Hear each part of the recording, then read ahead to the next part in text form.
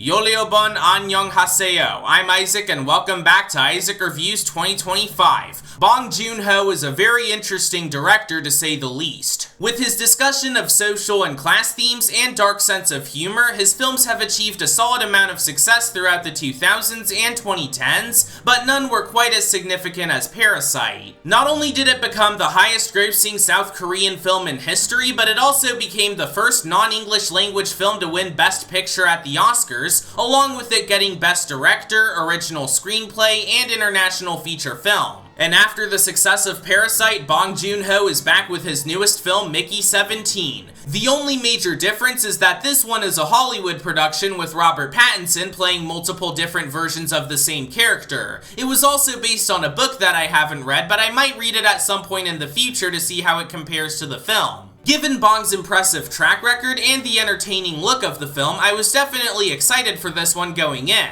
Sure, it wasn't as highly praised as some of his previous films, but I still had a feeling he'd be cooking here, and I'd say he did. It centers around this guy Mickey who signed up for an expedition to colonize a dangerous ice planet. The catch is that every time he dies, a new version of him is regenerated with most of his memories intact. One of the more surprising aspects of Mickey 17 is that despite it coming from a studio notorious for its executive interference, Bong Joon-ho was still able to retain full creative control of the film, and I was definitely able to see his vision shine through with the film's comedy and commentary. It's a pointed critique on capitalism and settler colonialism, with the villain, Kenneth Marshall, almost certainly being a metaphor for Donald Trump. I don't know if that was Bong's intention or not, but it sure as hell seems that way at some points. And while the social commentary can feel a bit on the nose at some points and not quite as effective as some of his other films, I do still appreciate the points it tried to make and how they apply to today's society. As for the humor, it's as sharp and dry-witted as ever, with plenty of scenes that got some good laughs out of me, which could especially be attributed to the great performances. Robert Pattinson shines in his dual role as Mickey 17 and 18, while Toni Collette and Mark Ruffalo are delightfully unhinged as the villains. I do wish some of the characters had more of a prominent screen presence, but overall the acting was great. Similarly, while the writing overall was strong, it definitely struggled with executing some of its ideas. The pacing can be very rushed at some points, and the resolution to the conflict felt kinda sudden, but otherwise it's well written and also supplies some worthwhile themes about personal identity and self-worth. Not only that, but it supplies a visual spectacle with some excellent production design on both the spaceship and the ice planet Niflheim, solid use of CGI, a great score, and really fun moments of action. All in all, Mickey 17 may not be as good as some of Bong Joon-ho's other works, but it's still a good movie regardless. The script and some of the social commentary would have benefited from some fine-tuning, but it more than makes up for it with some consistently funny jokes, great performances, and exceptional visuals. Fans of Bong's other films are sure to love this one, as are fans of the sci-fi genre and people in the mood for a solid dark comedy. This may be Mickey 17 we're talking about, but as far as I'm concerned, this Mickey is an 8 out of 10. Next time, I'll be talking about Plankton the movie.